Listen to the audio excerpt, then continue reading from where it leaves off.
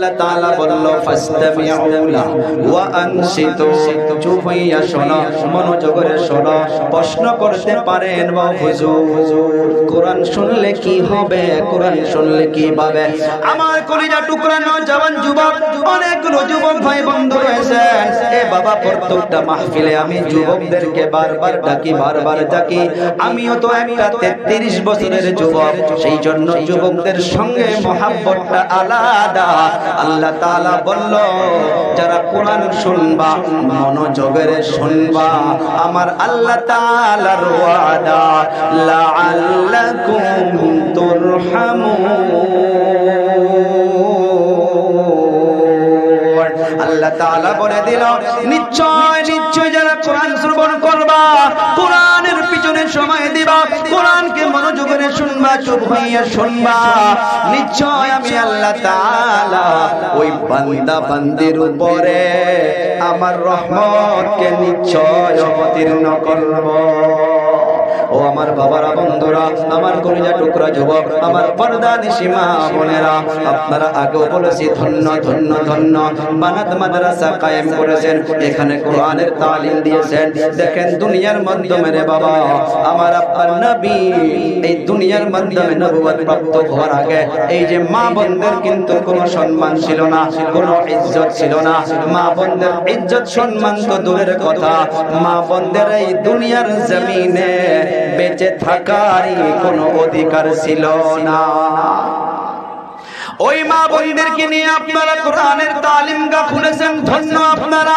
নবী আমার বলে গিয়েছে, আল্লাহ তাআলা কোরআনে কারীমের মাধ্যমে জানিয়েছেন, দুনিয়ার মাধ্যমে একটা সময় এমন ছিল রে বাবারা, বন্ধুরা, যাদেরকে যদি এইটা বলা হইতো যে আপনার স্ত্রীর গর্ভের মাধ্যমে কন্যা সন্তান আসবে, আল্লাহ তাআলা কোরআনে বলল, ওয়া ইযা বুশশিরা আহাদুহুম বিল উনসা দাল্লা ওয়াজহুহু মুসওয়াদ্দাও ওয়া হুয়া কাযীম। যখন কাউকে এটা খুশখবরি দেওয়া যাইত, খবর দেওয়া যাইত যে আপনার স্ত্রীর গর্ভের মাধ্যমে কন্যা সন্তান আসবে, সাথে সাথে সাথে সাথে তাদের চেহারাটা মলিন হয়ে যাইত। ও বাবা, দুনিয়ার মাধ্যমে এমন অবস্থায় ছিল, যখন স্ত্রী গর্ভধারিণী হওয়ার পর বাচ্চা দুনিয়াতে আসার সময় হয়ে যাইত, আমি আপনি বলি ধাইমা দাদিমা নিকটে রাখতাম আগের জামানায়। বর্তমানে হাসপাতালে নিয়ে যাইতে হয়, মেডিকেলে নিয়ে যাইতে হয়। আগের মাধ্যমে বাড়ির মাধ্যমে বাচ্চা জন্ম হইয়া যাইত। ওই সময় এমন একটা পদ্ধতি তারা করত, একটা গোত্র খুলে রাখত আর ধাইমা নিকটে বসে থাকত। এমন অবস্থা ছিল, যদি কন্যা সন্তান জন্ম হইত, ওই কন্যা সন্তানকে আর দেরি করে নাই, সাথে সাথে থাপ মেরে ধরে ওই গোত্রের মাধ্যমে পুতিয়া দিত। তাকে জীবিত মাটি দিয়া ওই কন্যা সন্তানকে জিন্দা তরবর করে দিয়ে মেরে ফেলত। নবী আমার বলে গেল, ও আমার উম্মতের দল, শোনো শোনো শোনো, আমি তোমাদিগকে খুশখবরি দিয়া গেলাম, যাদের বাড়ির ভিতরে সর্বপ্রথম কন্যা সন্তান হবে, আল্লাহ তাআলা একটা রহমতের ফারিস্তাকে ওই বাড়ির মাধ্যমে পাঠিয়ে দেয়। ওই ফারিস্তা এসে ওই বাড়ির মা বাবাকে সালাম পেশ করে, আর ওই ফারিস্তা নিজের নূরের হাত দিয়া ওই কন্যা সন্তানটার মাথা বোলাইয়া দেয়। সুবহানাল্লাহ বলা যাবে না? কন্যা সন্তানটার মাথা বোলাইয়া দিয়া ওই বাড়ির মানুষকে খুশখবরি দিয়া যায়। নবী আমার বলে গেল, একটা কন্যা সন্তান হওয়ার পর ওই মা বাবা ওই কন্যা সন্তানটাকে যদি সুন্দর করে লালিত পালিত করতে পারে, অর্থগুলো শুনবেন, সুন্দর করে লালিত পালিত করতে পারে, সুন্নাত অনুযায়ী বিবাহ দিতে পারে, পর্দা পুশিদার সাথে যদি রাখতে পারে, আমি নবী হইয়া বলে গেলাম, ওই কন্যা সন্তান আর ওই কন্যা সন্তানের মা বাবার জন্য আল্লাহর জান্নাত ওয়াজিব হইয়া যাবে। সুবহানাল্লাহ বলা যাবে না? একজন সাহাবী দাঁড়িয়ে গেল, ইয়া রাসূলুল্লাহ, ইয়া হাবিবাল্লাহ, আল্লাহ তাআলা কাউকে যদি দুটা কন্যা সন্তান দেয় তার জন্য কি হবে? নবী আমার সহিহ হাদিসে বলে গেল মান্নালা জারিয়াতাইন হাত্তা তাবলুগা ইয়াউমাল কিয়ামা আনা ওয়া হুয়া কাহাতাইনি ওয়া দাম্মা আসাবিআহু। নবী আমার বলে গেল, কারণ সাহাবা কেরামদের টার্গেট ছিল জান্নাত জান্নাত জান্নাত, দুনিয়া টার্গেট ছিল না। নবী আমার বলে গেল যাদের বাড়ির ভিতরে আল্লাহ তাআলা দুটা কন্যা সন্তান দিবে, আর ওই দুটা কন্যা সন্তানকে মা বাবা সুন্দর করে লালিত পালিত করবে।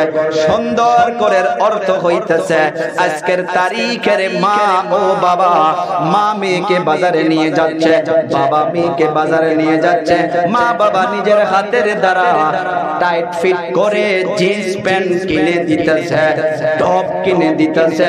ও মা, আপনাদের পায়ে হাত দিয়া করে যাই রে মা, নবী আপনাদের জন্য জান্নাতের খুশখবরি দিল। সুবহানাল্লাহ বলা যাবে? নবী আপনাদেরকে জান্নাতি বলল, নবী আপনাদের মর্যাদা বাড়াইয়া দিল।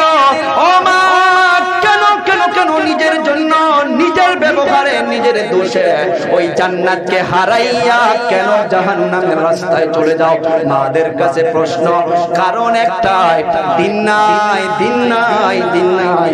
আর দিন বাড়িতে থাকলে এমনি পাওয়া যাবে না, এমন ভাবে মাদ্রাসার তালিম গা খুলতে হবে, মাদ্রাসায় বাচ্চাদেরকে কোরআন ও হাদিসের তালিম শিখাতে হবে। ওই বাচ্চা গিয়া বাড়িতে বলবে, ও আম্মা জান, ও বড় ভাই, ও ছোট বোন, ও বড় বোন, আল্লাহ তাআলা তো কোরআনে বলছে যে বুকের মাধ্যমে চাদর রাখতে হয়, মানুষকে ফেস দেখানো যাবে না, পর্দা করে বাহিরে বাড়াইতে হবে। কিন্তু তারা তো জানে না কেমন ভাবে তারা এই পর্দাকে মানবে। নবী আমার বলল, ওই দুটা কন্যা সন্তানের মা বাবা জান্নাতে তো যাবেই যাবেই, মাস্ট বি যাবেই, জরুর যাবে। জান্নাতে যাওয়ার পর কোথায় থাকবে? নবী আমার নিজে বলে গেল, ওয়া দাম্মা আসাবিআহু। নবী আমার দুটো আঙ্গুলি উঁচু করে ইশারা করে দেখিয়ে দিয়া গেল, ওই দুটা কন্যা সন্তানের মা বাবা, আমি নবী আর ওই কন্যা সন্তান দুটা আর কন্যা সন্তান দুটার মা বাবা জান্নাতে এত নিকটবর্তী হইয়া থাকব, যত নিকটবর্তী এই দুটা অঙ্গলি হইয়া থাকে। সুবহানাল্লাহ। আর একজন সাহাবী দাঁড়াইয়া গেছে, ইয়া রাসূলুল্লাহ, ইয়া হাবিবাল্লাহ, বুঝলাম একটা কন্যা সন্তান হইলে জান্নাত পাবে, দুটা কন্যা সন্তান হলে জান্নাত পাবে, কিন্তু জান্নাত তো এমনি পাবে না, শর্তগুলো মনে রাখতে হবে। সুন্দর করে লালিত পালিত, অর্থাৎ ইসলামিক অনুযায়ী লালিত পালিত করতে হবে। মাদ্রাসার বাচ্চাগুলো যেমন করে বাহিরে বাড়াইলে অন্তরটা ভরে যায়, ইসলাম ইসলাম বলে মনে হয়, নিজে মুসলমান বলে মনে হয়, যে আহারে কত সৌন্দর্য দৃশ্য, কত জান্নাতের হুর পাখির মতো এই কোরআনের পাখিগুলো বোরকা পরিধান করে করে রাস্তা দিয়া যায়। সাহাবী দাঁড়াইয়া গেল, ইয়া রাসূলুল্লাহ, যাদের ঘরে আল্লাহ তাআলা তিনটা করে কন্যা সন্তান দিবে তাদের কি হবে? নবী আমার সুন্দর করে আর বলে দিল, মাল কানা লাহু সালাতু বানাতিন ইউরবিহিন্না ওয়া ইয়ারহামুহুন্না ফাকাদ ওয়াজাবা লাহুল জান্নাহ। ওলামা কেরাম রয়েছে কাদ শব্দ ব্যবহার করলো। নবী আমার বলে গেল, যাদের বাড়ির মাধ্যমে তিনটা করে কন্যা সন্তান আল্লাহ তাআলা দিবে, ওই বাড়ির মা বাবা সুন্দর করে যদি কন্যা সন্তানকে লালিত পালিত করে, আমি নবী হইয়া বলে গেলাম, ফাকাদ ওয়াজাবাত লাহুল জান্নাহ। ওই তিনটা কন্যা সন্তান আর ওই তিনটা কন্যা সন্তানের মা বাবার জন্য আল্লাহর জান্নাত ওয়াজিব হইয়া যাবে। বলে দেয় সুবহানাল্লাহ। ও বাবা বন্ধুরা, সুন্নাত অনুযায়ী লালিত পালিত করতে গেলে ইলম লাগবে, দিন শিক্ষা লাগবে, দিন থাকবে না। বাড়ির মাধ্যমে আমার আপনার বোন ভাগ্নি গুলো ইসলাম মোতাবেক চলতে পারবে না। অন্তরে হাত দিয়া বলুন, সমাজে আমি আমার বাড়ির মাধ্যমে বড় ভাই হিসাবে আছি, আমি আমার বাড়ির মাধ্যমে বাবা হিসাবে আছি।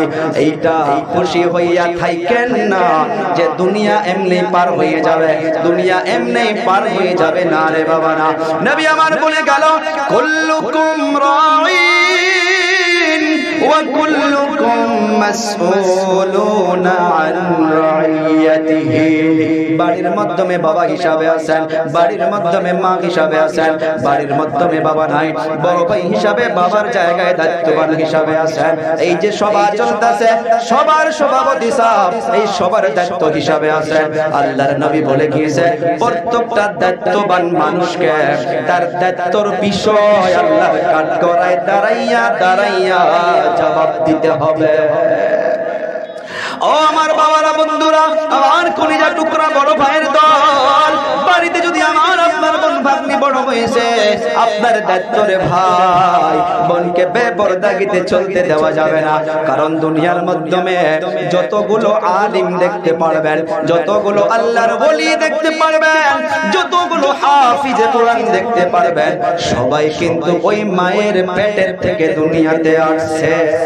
আর দুনিয়ার মাধ্যমে না বুঝে না জেনে রাত্রবেলা যারা বদমাশি করে ঘুরে বেড়ায়, যারা চোর ডাকাতি করে, যারা অন্যান্য খারাপ কাজে লিপ্ত হইয়া থাকে, তারাও কিন্তু ওই মায়ের পেট থেকে দুনিয়াতে আসছে। পার্থক্য কোথায়?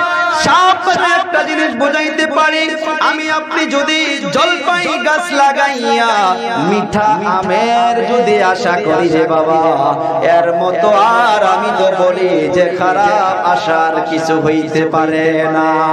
আম গাছ লাগাইয়া মিঠা আমের আশা করতে হবে, জলপাই গাছ লাগাইয়া মিঠা আমের আশা করা যাবে না। ও বাবারা, বন্ধুরা, দুনিয়ার জমিনে এমন এমন মা পার হইয়া গেছে, এমন এমন মা গুজরে গিয়েছে, মায়ের পেটে থাকা অবস্থায় বাচ্চা হাফিজে কোরআন পর্যন্ত হয়েছিল। এখন হইছে না নাই? বাচ্চা মায়ের পেটের মাধ্যমে থাকা অবস্থায় 10 পারাও হাফিজ হয়েছিল। দুনিয়াতে আসার পর রে বাবারা, বন্ধুরা, ওই বাচ্চা দুনিয়াতে আসার সাথে সাথে আল্লাহ আল্লাহর রাসূলের দিকে ইশারা করে চলা শুরু করেছিল। ও বাবারা, বন্ধুরা, কোথায় থেকে এমন মা হবে? কোথায় থেকে এমন নেক মা পাবো? কোথায় থেকে মা খাদিজার মতো মা পাবো? কোথায় থেকে মা আয়েশার মতো মা পাবো? কোথায় থেকে মা মারিয়ামের মতো মা পাবো? কোথায় থেকে মা ফাতেমার মতো মা পাবো? কোথায় থেকে বায়েজিদ বুস্তামির মায়ের মতো মা পাবো? কোথায় থেকে পাবো? কোথায় থেকে পাবো?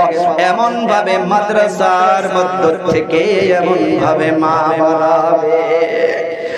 আমার কইরা টুকরা যুবক, আমার আব্বু জানে না, দাদু জানে না, বায়েজিদ বুস্তামি রাহমাতুল্লাহি আলাইহি দুনিয়ার মধ্যে মেরে যুবক, মৌতের তো কোনো ঠিকানা নাই, মৌতের কোনো ঠিকানা নাই। প্রত্যেকটা দিন মরণের খবর কানের মাধ্যমে আসে। পানির নিচে লাশ, বাসের নিচে লাশ। 2 দিন আগের রাত্রবেলা খানাপাড়ার মাধ্যমে আমার গাড়ি এন্ট্রি হয়েছে। আচানক একটা বাস গাড়ি অ্যাক্সিডেন্ট হইয়া কাঁচ ভেঙে এমন ভাবে মাথা দিয়া ঠুকে এদিক দিয়া বাহির হইছে। 5 জন ওই জায়গার মাধ্যমে সাথে সাথে দুনিয়া থেকে বিদায়। যাওয়া কালকের ঘটনা, কৃষ্ণার ওই দিকে রে বাবা হাতি একটা বাহির হইয়া একজনকে সাথে সাথে দুনিয়া থেকে বিদায়। ও যুবক, ও বাবারা, বন্ধুরা, সময় নাই, সময় নাই। কার কোন সময় মৃত্যু হইয়া যাবে, কে কোন সময় মরে যাব, দুনিয়াতে তো কেউ বলতে পারি না। বায়েজিদ বুস্তামির আব্বু জান অন্তর ভরা আশা ছিল উনি ওনার সন্তানকে হাফিজ বানাবে, আলিম বানাবে, আল্লাহর ওলি বানাবে। কিন্তু আল্লাহর লীলা খেলা, আল্লাহ তাআলা বায়েজিদ বুস্তামির আব্বা জানকে এই দুনিয়া থেকে বিদায় করে নিয়ে গেল। বায়েজিদ বুস্তামি ছোট বাচ্চা, শুনেন, মাদেরকে ধ্যান দিতে বলবো। আম্মা জান, বায়েজিদ বুস্তামির মা ও মা, আপনারাও মা, ওলামায়ে কেরামদের মা ও মা, আল্লাহর ওলিদের মা ও মা, আপনারাও মা। বায়েজিদ দোস্ত আমির আম্মা জান, এই এতিম বাচ্চাকে নিয়ে টেনশনে, আরে এই বাচ্চার আব্বু জান দুনিয়া থেকে বিদায় হয়ে গেল। মা এই বাচ্চার হাত ধরে ধরে ধরে ধরে মাদ্রাসার তালাশে বাহির হইয়া গেল। ওই বাচ্চাকে নিয়ে চলতে চলতে চলতে চলতে একটা মাদ্রাসা পেয়ে গেল। ওই মাদ্রাসার মাধ্যমে প্রবেশ করেছে। প্রবেশ করার পর মাদ্রাসার মুতামিম সাহেবকে বলে, ও হুজুর, আমার এই বাচ্চাটা এতিম, এই বাচ্চার বাবা নাই, এই বাচ্চার শরীরে একটা পোশাকও বানাইয়া দিতে পারি না। ও হুজুর, আমি মা হইয়া এই বাচ্চাকে আপনার এখানে নিয়ে এসেছি। ও হুজুর, আমার এই বাচ্চার যদি এডমিশন করাইয়া নেন, কোনো পয়সা দিতে পারবো না, এক জোড়া কাপড়ও বানিয়ে দিতে পারি নাই। ও হুজুর, আমার বাচ্চাটার যদি এডমিশন করাইয়া নেন, আমি মা হইয়া অন্তর ভরে দোয়া করে যাব। মাদ্রাসার মুতামিম সাহেব ওই বাচ্চার মাথা থেকে পা পর্যন্ত তাকাইয়া ওই বাচ্চাকে চিনতে পারলো। একটা কথা মনে রাখবেন, স্কুল কলেজের হোক না, ইউনিভার্সিটির হোক না কেন, মাদ্রাসার শিক্ষাগুরু হোক না কেন, যখন ছাত্রকে একটা নজরে ভালো করে তাকায়, ওই শিক্ষাগুরু গুলো ওই বাচ্চাকে চিনতে পারে যে আগে গিয়া কত বড় মানুষ হবে। মাদ্রাসার মুতামিম সাহেব ওই বাচ্চাকে দেখার পর মাকে বলে দিল, আম্মা জান, ঠিক আছে ঠিক আছে, এই বাচ্চার এডমিশন আমি করে আনিলাম। ফর্ম ফিলআপ হইয়া গেল, এডমিশন হইয়া গেল। এখন মা বাচ্চার পেশা আনিতে চুমা দিয়ে মাদ্রাসা থেকে বিদায় হয়ে যাবে। ও বাবা, মাদ্রাসার মুতামিম সাহেবদেরকে জিজ্ঞাসা করেন, মা বাবা একসঙ্গে বাচ্চাকে মাদ্রাসায় রাখতে আসে, মা বাবা যখন এডমিশন করাইয়া দেয়, মাগুলো বাচ্চার হাতটা ধরে মুতামিম সাহেবের হাতের মাধ্যমে দিয়া বলে, হুজুর, আগে আল্লাহ পরে আপনারা। আমি হাজারো মাকে দেখেছি, আমার ওখানেও 200 বাচ্চা বোর্ডিংয়ে খায় থাকে, 200 বাচ্চা, হাজারো মাকে দেখেছি।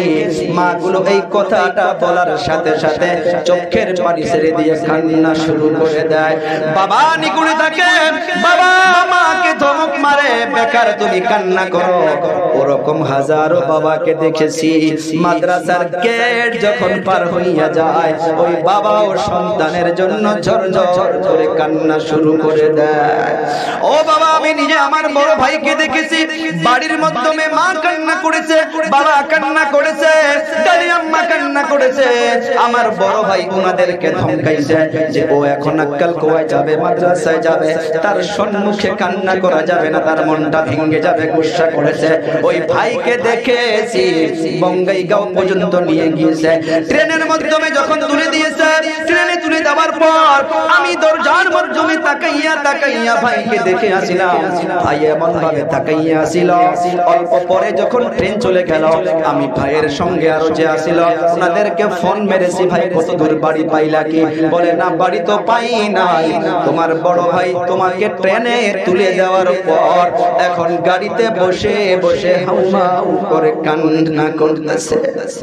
ও বাবা বন্ধুরা, যারা মাদ্রাসা পড়েন নাই তারা বুঝতে পারবেন না, বাড়ি ঘর ছেড়ে মাদ্রাসায় থাকা, মা কি ছেড়ে মাদ্রাসায় থাকা, বাবা কি ছেড়ে মাদ্রাসায় থাকা, ভাই কি ছেড়ে মাদ্রাসায় থাকা, বোন কি ছেড়ে মাদ্রাসায় থাকা, এইটা অনুভব যারা পড়েছে তারা একমাত্র করতে পারবে। ভাই যদি বুঝতো আমি ওনার আম্মা জান এখন বিদায় হয়ে যাবে, মা এমন একটা কথা মুতামিম সাহেবকে বলল, শুনলে অবাক হয়ে যাবেন। আজকের তারিখে জমিনে এমন এমন মায়ের দরকার আছে, শোনেন। মা বলতেছে, ও হুজুর, আমার একটা শর্ত। মুতামিম সাহেব তো অবাক হইয়া গেল, আহারে এতদিন তো আমরা শর্ত দিতাম, আমরা মাদ্রাসার জিম্মেদার, মা কি শর্ত দিবা? ও মা আপনি বলেন কি শর্ত? বলে মুখে দিয়া বললে চলবে না, কলম কাগজ বাহির করেন, আমি বলবো আপনি লিখে নেন। মা বলতেছে, ও হুজুর, আমি মা হইয়া বলে গেলাম, আমার সন্তান যতদিন পর্যন্ত হাফিজ হবে না, যতদিন পর্যন্ত আলিম হবে না, যতদিন পর্যন্ত আল্লাহর ওলি হবে না, তার একটা সেকেন্ড আগে যেন আমার বাচ্চা বাড়িতে আসতে পারে না। আল্লাহু আকবার। মা শর্ত দিয়া বাচ্চার পেছনিতে চুমা দিয়া মা বাড়ির দিকে চলে গেল। এই বাচ্চা লাগে লাগে লাগে লাগে নুরানি কায়দা শেষ করলো, পারে আম শেষ করলো, কোরআনে কারীম নাজরা শেষ করলো। নাজরা শেষ করার পর এই বাচ্চা কোরআনে কারীম হিফজ শুরু করছে। কয়েক পারা যাওয়ার পর একদিন কিলাজে বসিয়া চেহারাটা মলিন করে বসে আছে। হুজুর জিজ্ঞেস করলো, রে বাবা কি হয়েছে তোমার? ও হুজুর, কষ্ট পাইলে ক্ষমা করবেন, জীবনে তো বাবাকে আর বাবা বলে ডাকতে পারবো না। ও হুজুর, অনেকদিন হইয়া গেল মায়ের চেহারা দেখতে পারি নাই, মাকে দেখতে পারি নাই। ও হুজুর, কষ্ট যদি মনে না করেন, একটা দিনের জন্য আমাকে ছুটি দিবেন, আমি বাড়িতে চলে যাব। মায়ের হাতের গরম গরম খানার কথা মনে পড়ে গিয়েছে, অন্তরটা যেন কেমন ধকধক ধকধক করতেছে। হুজুর, একদিনের জন্য ছুটি দেন, আমি বাড়িতে যাব আর তারপরে দিনে আবার চলে আসবো। ওস্তাদ একবার বাচ্চার চেহারার দিকে তাকায়, আর একবার ওই মায়ের শব্দের কথা মনে করে। ওস্তাদ যদি ডাইরেক্ট বাচ্চাকে না বলে দেয়, বাচ্চার অন্তরটা ভেঙে যাবে। ওস্তাদ যদি ডাইরেক্ট যাইতে দেয়, মায়ের শর্ত খেলাফ হইয়া যাবে। ওস্তাদ একটা চালাকি করলো, এ বাবা ঠিক আছে, আগামী কাল তুমি যাবা, কিন্তু আগামী কাল এমনি গেলে চলবে না, প্রত্যেকদিন তুমি এক পৃষ্ঠা সবক শোনাও। আগামীকাল এক পৃষ্ঠা নয়, আগামীকাল তুমি 3 পৃষ্ঠা সবক শোনাইতে হবে। বাচ্চা বলল, হুজুর ঠিক আছে। মাগরিবের সময় হইয়া গেল। মাগরিবের নামাজের পর, নামাজ শেষ হওয়ার পর ওই বাচ্চা 2 রাকাত নফল নামাজ পড়িয়া আল্লাহর কাছে হাত উঠাইয়া আল্লাহকে বলে, আল্লাহ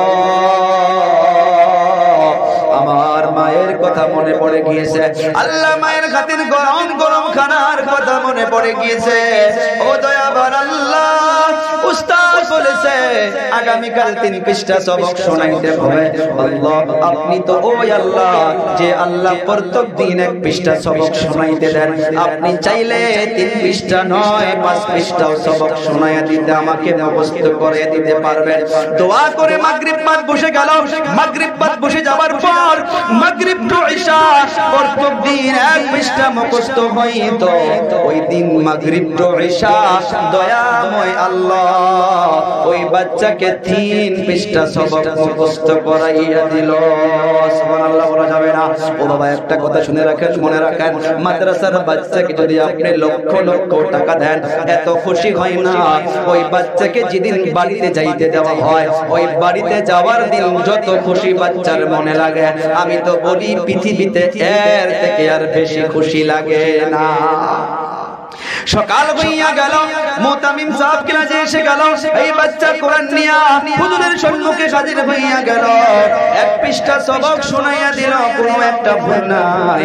2 পৃষ্ঠা সবক শোনাইয়া দিল, কোনো একটা ভুল নাই। 3 পৃষ্ঠা সবক শোনাইয়া দিল, কোনো একটা ভুল নাই। আল্লাহু আকবার বলা যাবে না। উস্তাদ টেনশনে পড়ে গেল।